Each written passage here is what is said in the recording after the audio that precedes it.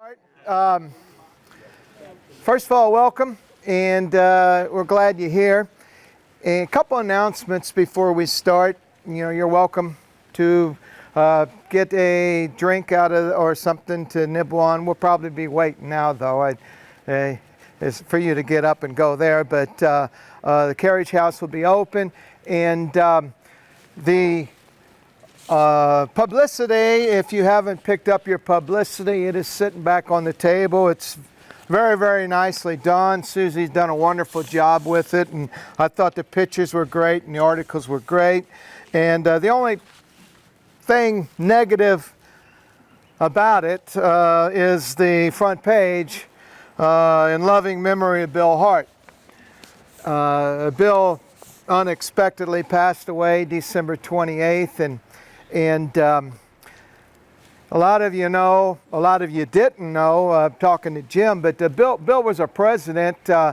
I was the president up until October, and then Bill took the spot and was there for a couple of months before that happened. But Nick Dunsey is the current president, and it's swung around to where I am currently the vice president.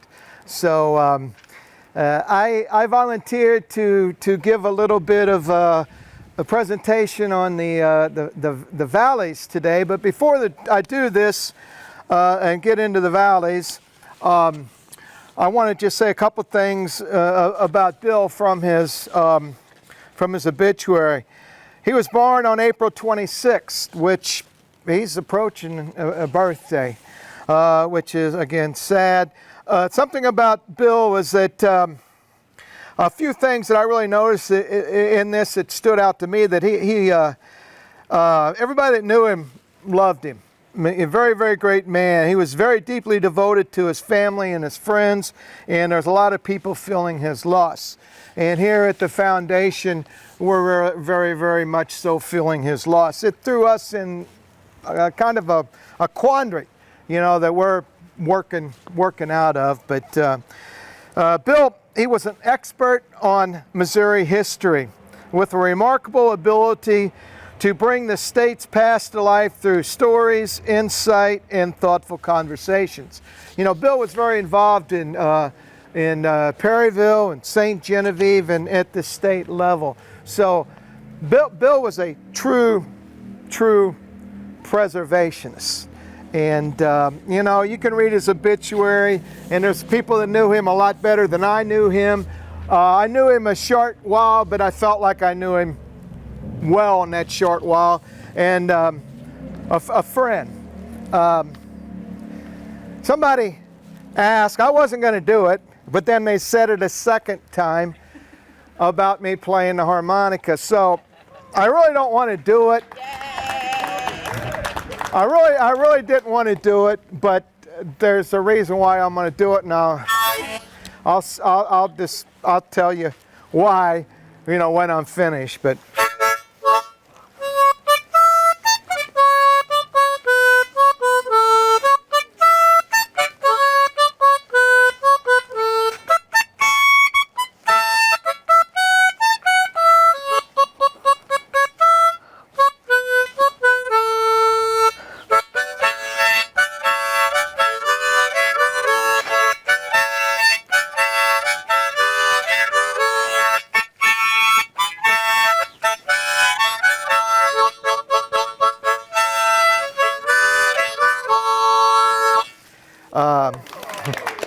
thank you. But the reason why I decided to play, and the reason why I played that song, is because every time I play that song, I think of Bill Hart. That's my Bill Hart song.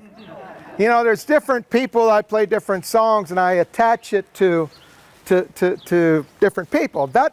And the reason why that's my Bill Hart song is because when we were here in the fall, we had a small gathering of directors on the board, and I played a little harmonica. I played that song, and he recognized it, and he said, "Oh, that's Wildwood Flower," So I said, "Yeah, you're right. Nobody else said anything, but Bill did." So I'm always thinking of Bill, and it's just something that I won't be able to not do every time I play that song.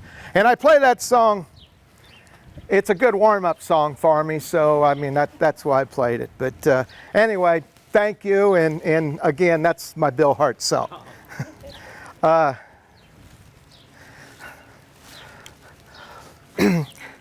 You know, the Valley family in St. Genevieve has a very, very strong presence still today. And I'm not an expert on the Valley family. There's a lot of people that know a lot more about the Valles than I do. But what I'm going to do today is kind of give maybe a different light on the Valley family and the Valles in St. Genevieve. And I got a list here of all the different things that are attached to the Valles today. You know, we got the Geboard Valley House. We got the Valley Schools across the street. We have the Felix Valley State Historic Site down the street. We have Valley Street. Does anybody know where Valley Street is? Jim, I was hoping you would. Does anybody not know where Valley Street is in St. Genevieve? A lot of, I see people from St. Genevieve that don't know where Valley Street is. Well, Valley Street is between Jefferson and Washington, 1 block east of Main.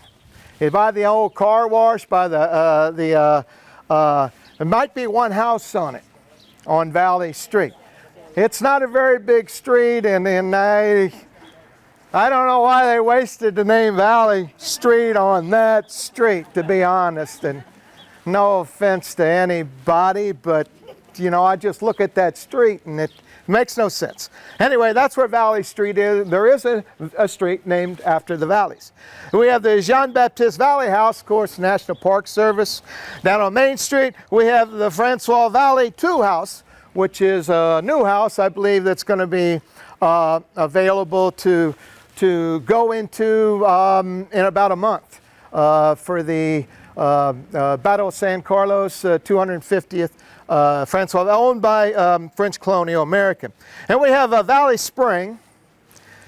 We have Valley Spring Cemetery, we have Valley Spring Park, and we have Valley Spring Subdivision.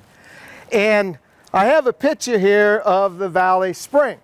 If anybody has never seen the spring before, you can't see it anymore, but we do have a picture. It no longer runs, but that was Valley property at one time. Francois Valley had a grist mill connected to the spring there. So all this is connected to the Valley Spring. And this is a Valley football seniors from 1974 sitting around the spring.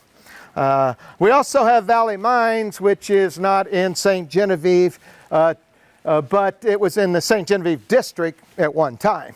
Then we have the Valley football field, and I wrote it here. I even got a little bit of a crown on it because football fields have crowns, but that was probably an accident. You have the Valley auction.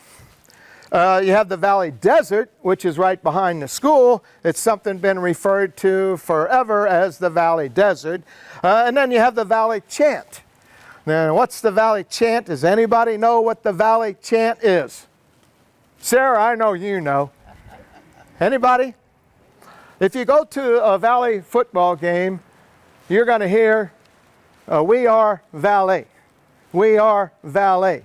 It's a lot. People, the fans, do it to try to get the rest of the fans involved. So you know that's a Valley chant. So, am I missing anything, Jim? What do you think? Yes. Yeah, my house. Yes. I live in is the Jean-Baptiste Valley House 2. Okay. Built by another Jean-Baptiste Valley, who would have been a nephew to the Jean-Baptiste Valley on this. Okay, and I knew that was a Valley house, but I didn't know the name of it, you know, and I was hoping you would be here and share that information.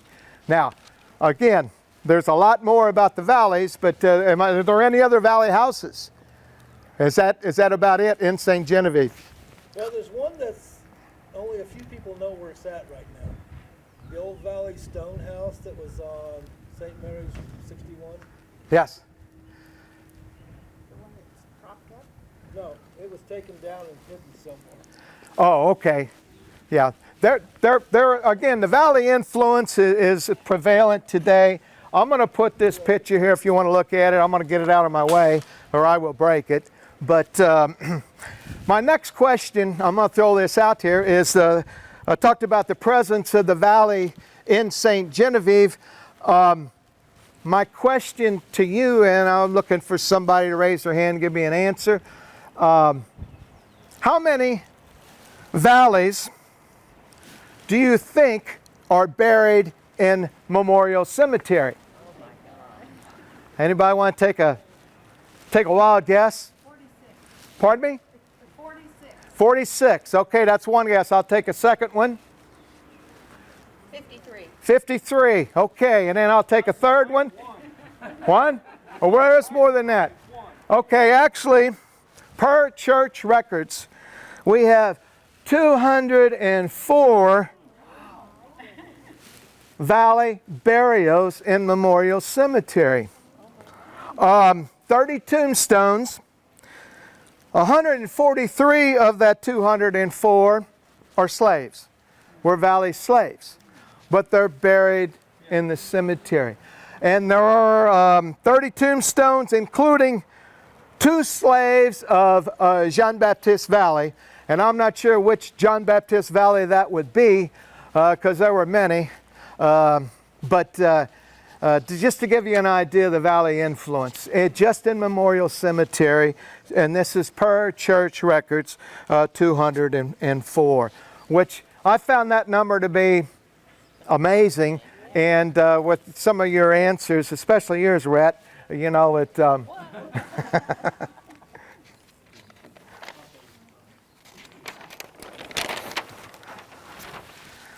Okay, the valley name derives most probably from Vale, V-A-L-E, which is a valley.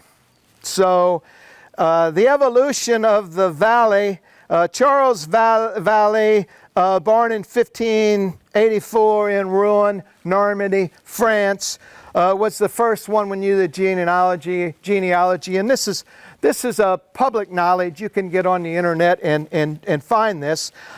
His son, Pierre, changed the name to La Valle.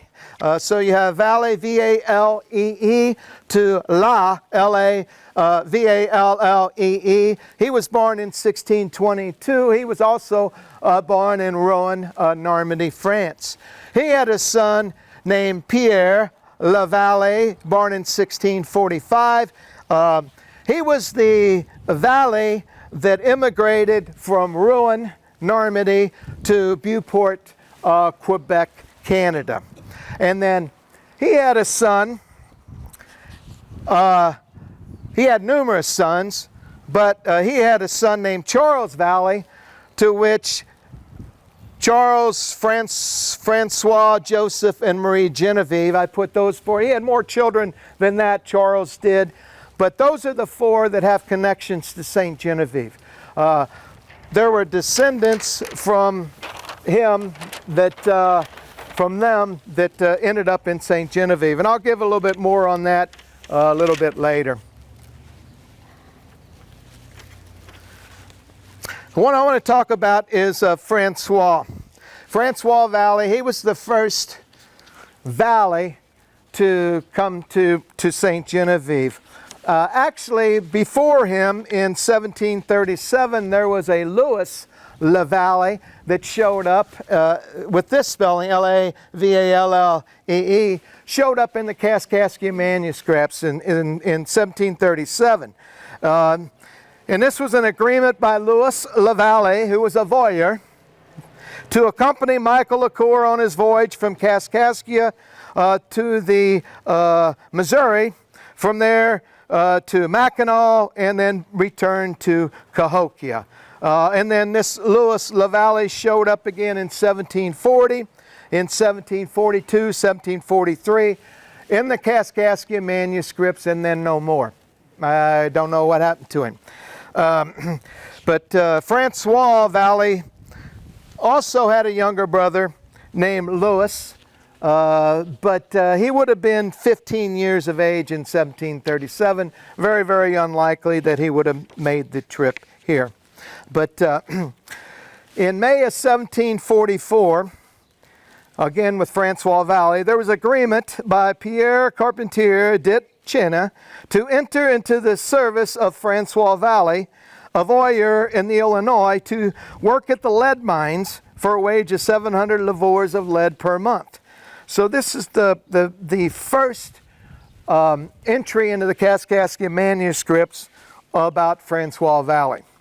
And then the next month in 1744, we find a partnership between Francois Valles, who was a miner residing at Mine Lamont, and Joseph Libreville, a trader in Illinois, residing at Kaskaskia, in which Valles' part is 7,000 livres and Libreville's is 2,000 livres. So they had a partnership. And then 1745, Francois Valles is a witness to the Libreville and Louise Langley marriage contract. And then in 1746, we have a will of Francois Valles. Not that he was dying, but he was listed now as a trader of Kaskaskia in 1746. The will was made in anticipation of his departure on the Wabash. Legacies of 1,000 livres given to the Church of Immaculate Conception, 1,000 livres to Jean-Baptiste Champagne, who was the master smith at Fort de Chartres. There's 500 livres to Francois Courset, 1,000 livres to his cousin, Pierre Charret, and 1,500 livres to any of his brothers who might by chance come to Illinois. And the remainder to his partner and good friend, Joseph Libreville. So you can get a lot of information about a person's life, from these manuscripts and these entries. We find out that Francois Valles and Joseph Libreville were very good friends, and they were partners. And we also, know that none of Francois Valles' brothers came here. So there's, constant information if you look into it that you're going to find. December 1747, the partnership between Libreville and Francois is dissolved. And January of 1748, you have a marriage contract between Francois Valles and Marianne Lafatigue Belleron from Kaskaskia. In February 1748, it also mentions a donation to Francois Valles' goddaughter. His goddaughter would have been Marguerite Gauvreau. So again, more information is kind of given us about the early life. This next entry I'm going to read. It's kind of humorous, so it's bear with me on this. But this was in November, a few years later, 1768. It was a deposition made at St. Louis by Labruyere, who was a royal attorney and judge on the French side of the Illinois, that when Fort de Chartres was given to Mr. Sterling, the registry was given to him. The papers were arranged in the order of the repertories he received and included all documents relative to private individuals and real estate in the Illinois, for which receipt was given to Labruyere. Further, at the request of St. Pierre, Labruyere states that the concession of St. Philip de Grand Marais was built by Renaud, director of the mines. Upon his departure for New Orleans, it was sold to Buet and Bienvenu. After departure of Bienvenu to New Orleans, he left his part to Buet, who sold it to Lagrange and Valles. Valles sold his part to Lagrange, who sold it to Montagnais, who sold it to Blouin, who sold it to Labruyere, who sold it to St. Pierre for 12,000 livres. So they kind of muddled through all that, but that's what they did. So what we find out about Francois Valles and how his position kind of evolved through the years. In 1745, when he arrived in Kaskaskia, he was described as a voyer. He was not a permanent person. He was just passing through. 1744, a little bit later, he was described as a miner residing somewhere else at Mine Lamont. 1746, he's described as a trader of Kaskaskia. 1751, he's described as a son-in-law and husband. In 1760, he's described in the manuscripts as a guardian. 1766, he's described as the milice captain of St. Genevieve. 1770, he's the captain of the milice of St. Genevieve on the Spanish side. A little bit more detail. And then in 1774, he was described as Don Francois Valles, captain of the militia and judge at St. Genevieve. So, he's, we all know that he was a man, self-made man, and the titles and the respect, went along with it, and you can find it kind of through the years and what the Kaskaskia manuscripts say. Okay, and we got Francois Valles, and then we have Jean-Baptiste Valles. He had a son, Jean-Baptiste. He had a son, Francois Baptiste. He had a son, Louis, and he had another son, Felix. JB2 was born in 1783, Francois Baptiste, 1785. By the way, Francois Baptiste Valles' wife portrait is on the wall in the front room in the house here. Louis was born in 1789, and then you have Felix came along a little bit later, 1800. I'm going to kind of focus a little bit on Felix. He had a son named Felix Louis, but his Felix Louis, he never married, he had no children. And that was the only child they had, so Felix didn't have anybody. But Felix is a very, very important person. He was a grandson of Francois Valles. And in Felix Valles' will, in October of 1877, he gave his property to his beloved wife, Odile. And he also gave $300 to each of his colored servants, who were formerly his slaves.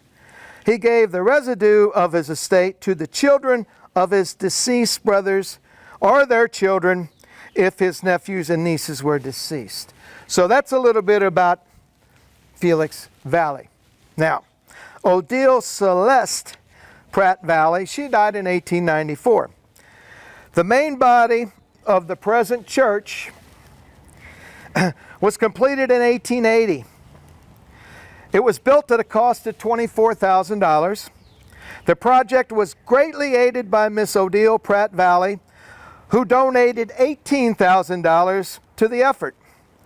Because of her great generosity to the parish, the schools are named Valley Schools in her honor. Odile was good to her church and community. In return, she was buried next to her beloved husband, Felix, in a cemetery that was closed to new burials, of course, Memorial Cemetery. She donated land for the new Catholic cemetery also, which would have been Valley Spring Cemetery. It amazes me that we have the Valley Schools, and I talk to Valley students at different times. We would do work day or whatever, and they have no idea how Valley got its name. They don't know this little story that I just read. Simple, and I would think that, Sarah, you probably had something to do with this back in the day, because anyway, it could have been put in the curriculum. It's there. It's there. It's there. Okay, so they should know it though. They should know that. They were taught, they just didn't Yeah, stay taught. and I think any Valley alumni should know that. Sandra, you were a Valley alumni, correct? Did you know this story when you were in school? Bits and pieces. Bits and pieces. Yep. So that's kind of where we're at with that. Let me go in a little bit more detail here. Her parents, Odile, her parents were Joseph Pratt and Mary Francois Valles. Her grandparents were Francois Valles II and Marie Carpentier, and her great-grandparents were Francois Valles and Marianne Belleron. Now, Felix Valley, his parents were Jean-Baptiste Valley. His grandparents were Francois Valley. So, yes, they were cousins. And that happened a lot in St. Genevieve. And if you dig deep on almost anybody's genealogy, a family's been around here, you're good chance that you and your spouse are possibly connected somewhere, cousins, distant cousins. But anyway, I thought I would share that.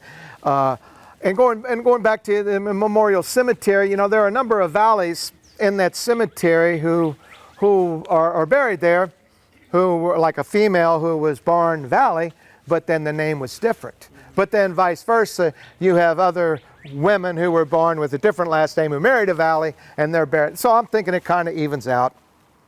It might not, but. All right, this is the connection. And really, I've kind of focused on a couple things today. I wanted to focus on Felix Valley and Odile Valley because of their connection to the Valley schools. And then I want to kind of go over the connection to the Guibord Valley house. 6 generations. You have Francois Valley, then you have Jean-Baptiste Valley, Jean-Baptiste Valley II, Francois Jules Valley, Dr. Jules Felix Valley, and then finally Jules Felix Valley, the last Valley to own the house. So this is the connection through the years, and some of you probably already knew this, and I didn't know it until I sat down with it and let my head spin for a while until I could decipher through the different valleys to come up with this. So.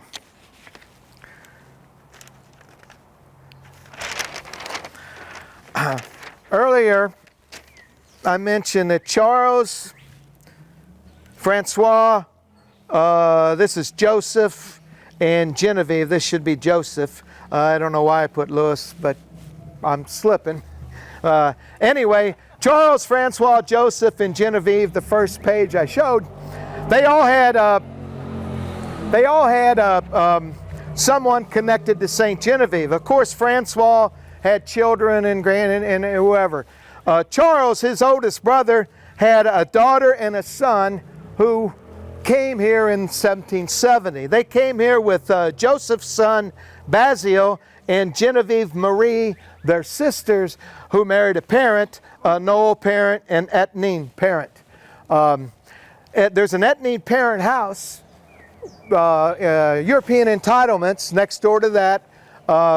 Would have been an Etnine parent, probably 2. So it's like another Valley house. So these 5 came to St. Genevieve in the early 1770s because their uncle was doing so good and the brothers were not in good enough physical condition to make the long trip.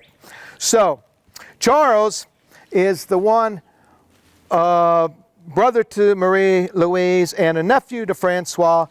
He's the one with the valleys, most of the valleys that are still around today with the last name Valley, most of them descend from Charles here. And I asked, in the last couple of years, we had an event at the old house, and there was a girl there, and her name was Valley. Her last name was Valley. I go, do you know your genealogy? Do you know which Valley? No, I don't have any idea.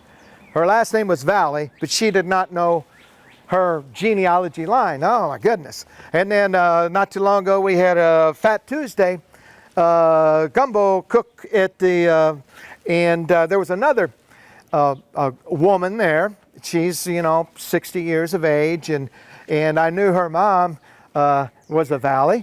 So I asked, well, what line do you go? She goes, I don't know, we were the poor ones.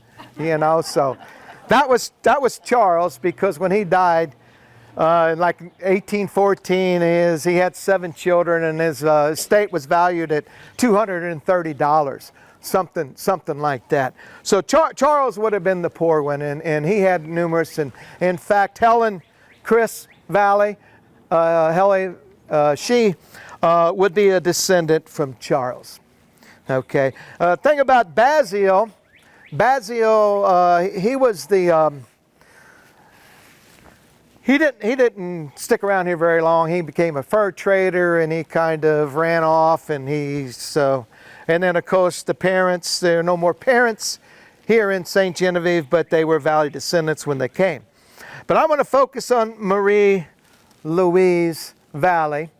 She went by other names. One of her names was Vieuve Leclerc. She married Francois Leclerc. I portray Francois at the Spirit Reunion. He was my great-grandfather times 5. Marie Louise Valley would be my great-grandmother times 5. And a little bit about her. First of all, she died March 30th, 1826. So within a couple of weeks of 200 years ago is when she passed away. She was 87 years old when she passed away, and for 1826, 87, she was very, very up there in age.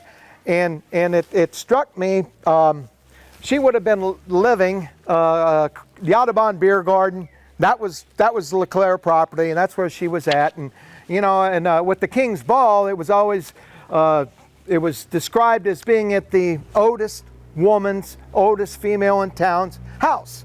So I'm thinking, I wonder how many years it was at her house, you know, thinking that she was 87. But she was very, very, Dr. Carl Eckberg, he gives a lot of positive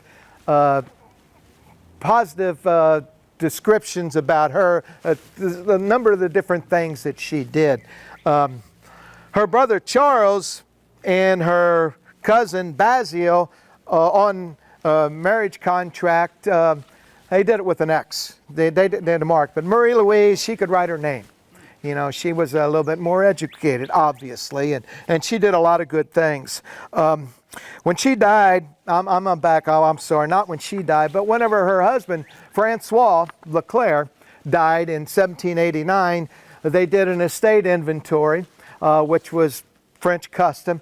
They didn't do it, they usually do it the day immediately afterwards, but they didn't do it until 1792. And I always ask people, why did they wait? You know, he died in 1789. Why would they wait till 1792 to do the estate inventory when it was custom to come in and do it the next day? Does anybody know?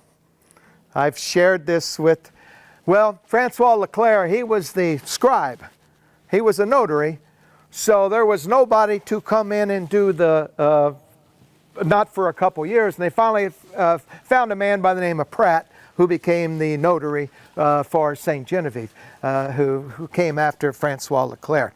But on that estate inventory, it tells us a lot about Marie Louise Valley and what she was like. I tell people that there were 1,400 ons of material. Actually, I just did this last Spirit Reunion. I shared a little bit more information because I knew we were approaching her 200th year death.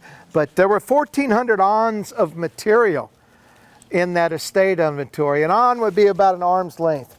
So about 3 foot times 1,400, there's about a mile's worth of material. She had packs of needles. She had scissors. She had, you know, so she was a seamstress. You could tell that she was a seamstress. But the thing that impressed me more than anything else, and in Francois Leclerc's will, he says, I'm leaving everything to my wife because we generated our wealth together. And she was a seamstress, and in 1792 on that estate inventory there were 26 billets or bills. People owed her money. 26 different people. Names Trudeau, Antoine Aubuchon, Jean-Baptiste Beckett, Menard, Lachance, Gauvreau, Jean-Baptiste Larose, Robidoux. There were all kinds of people. These were the last names that all, you know, 26 bills were owed to her. So she was a very, very, very neat woman. I mean, for her time, she was ahead of her time, you know, to get that much respect. But anyway, so I was kind of, you know, that kind of makes me think, you know, how special of a woman she was. And for Carl Eckberg to talk as highly as he did in the books. But again, you know, I was trying to give you a little bit of a different angle about the Valles today, because there's a lot more people that know a lot more about the Valles. I mean, Carl Eckberg wrote a book, Francois Valley and his life, and Jim, I know you know a lot more about the Valles at different parts of their life. But you know, I did want to share a little bit of maybe things that people didn't know or weren't aware of. I kind of dug a little bit deeper about the Valley family. So if you have any questions, Jim will probably be able to answer. Okay, fine. Thank you. I enjoy this again because being a descendant, you know, and a lot of stuff you don't find out till late in life. And